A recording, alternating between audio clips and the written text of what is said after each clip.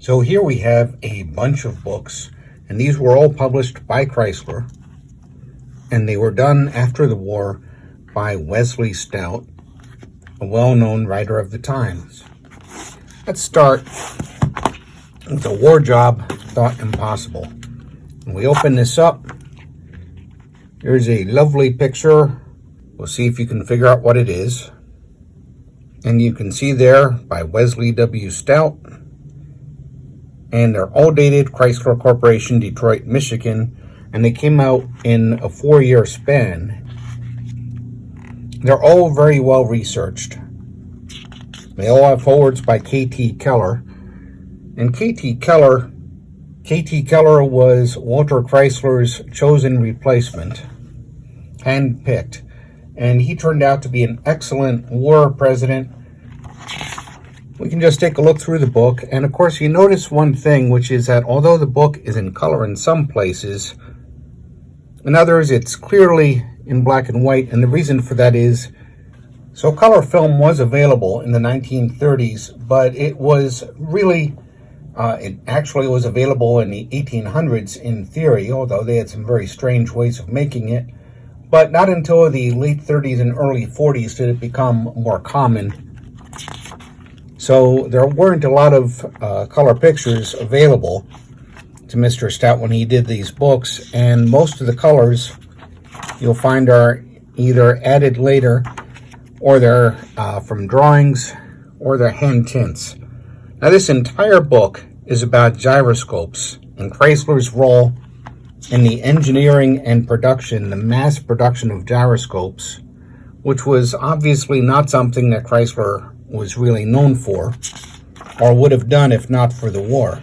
So a lot of this book is explaining the gyroscope.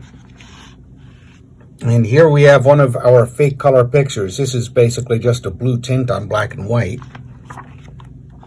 It's a neat trick to make the book look more attractive.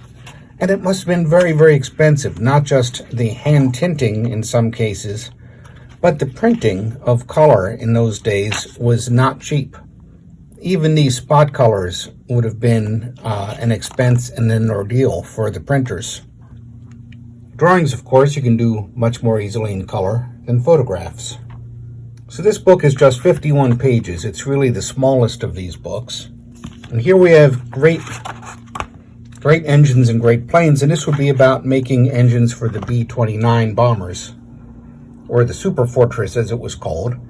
This particular book is the only one I've got that came with this card, and the card introduces the book, and it introduces Wesley Stout as a former editor of the famous Saturday Evening Post, you know, the thing that Norman Rockwell used to do the covers for. As a printed card, they open it up.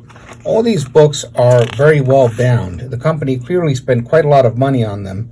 This one, which came out in 1947, you can see that they spent more money on, because you start it up and the first thing that you see is, this is actually a drawing presumably done from a photo provided by Boeing. Here's your inevitable forward from K.T. Keller. And then it points out where this big factory was. And of course, one of the interesting things about this plant, other than that it was massive, it was air conditioned, it was put up in almost no time at all. So here you can see that there's more color illustrations than in the previous book. Some rather large photos.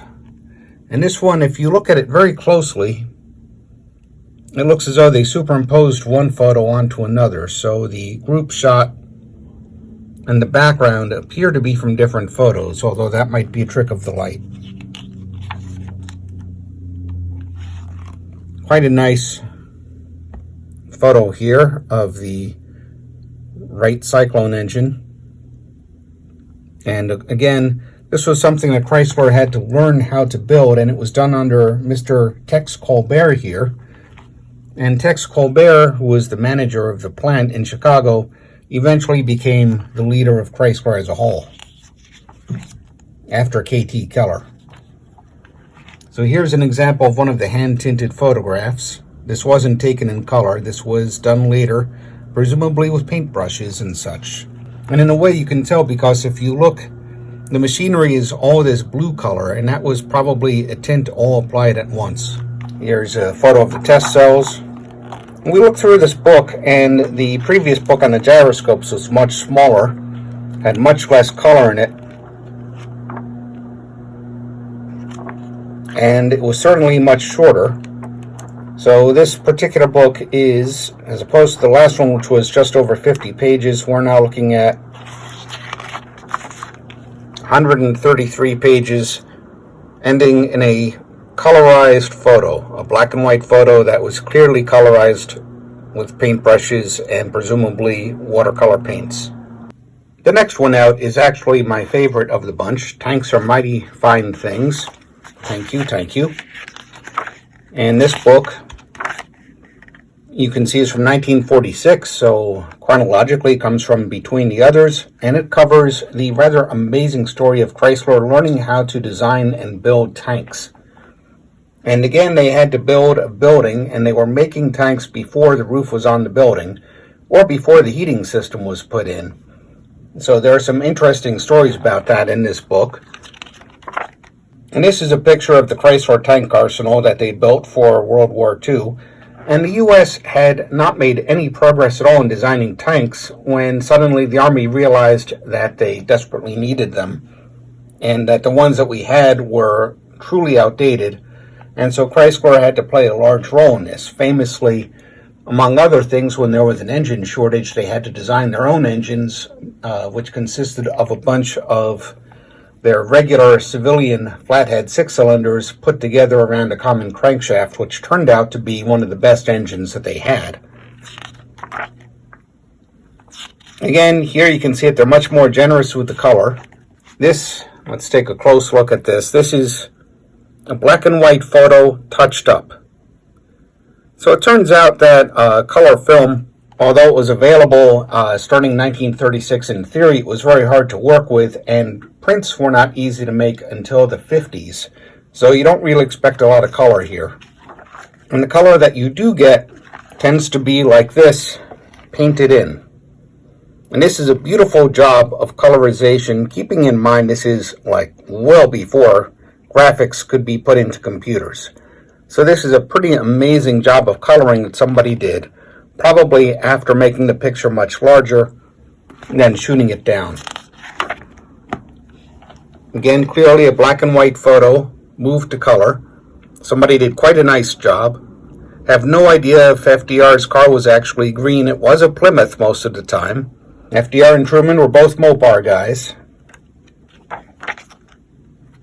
Drawings often substitute. And again, we see the tinting. So this is a book with many, many pictures, but also a lot of interesting facts. Incredible amount of research done in these books. They must have been quite expensive for Chrysler to commission, for Chrysler to print, to have them hand color the images. Hand coloring black and white images was actually fairly common in those days, and if you look at many school portraits, then you'll see the same thing. But they really pulled out all the stops. This would be, I don't know what the modern day equivalent would be, because today it is so cheap to print color it's not funny. But back then it was a big deal.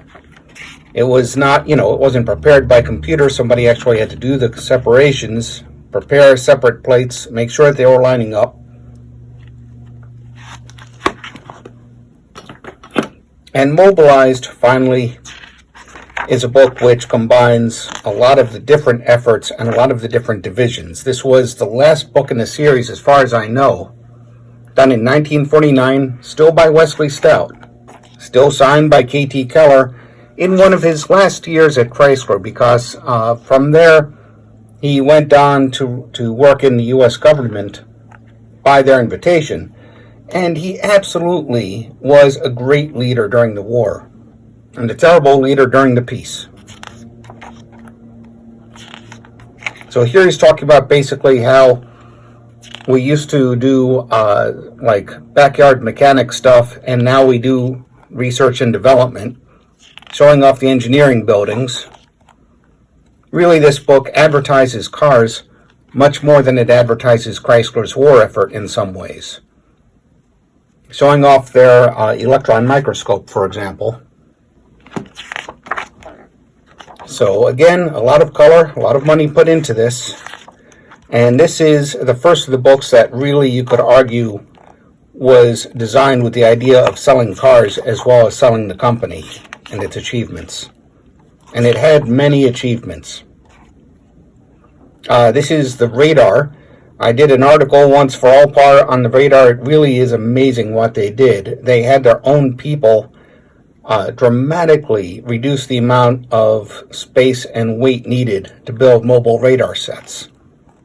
And again, this is Chrysler, an automaker, which you wouldn't normally think of. It makes one wonder what could happen today if we didn't use dedicated military suppliers, but if we instead said, you know, let's throw it open and see about what other companies can do.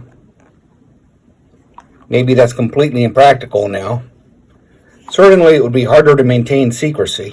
So quite a large book. It covers pretty much everything that they were doing back then. Here's rockets. Chrysler had quite a rocket business after the war, including the Saturn rockets that we went to the moon with, bazookas,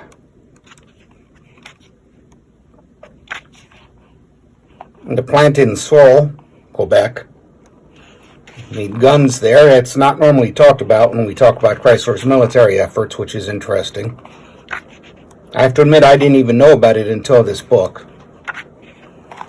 Again, one of these lovely hand-tinted black and white drawings. Now they bring in cycle weld, the people who bonded brake pads. That was a side business after Chrysler discovered how to do it instead of using rivets.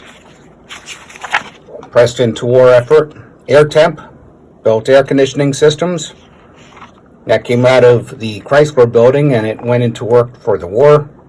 And of course, the plant in Newcastle. And this was, I think, the fourth plant built by Maxwell Briscoe. It was the largest auto plant in the world at the time it was built.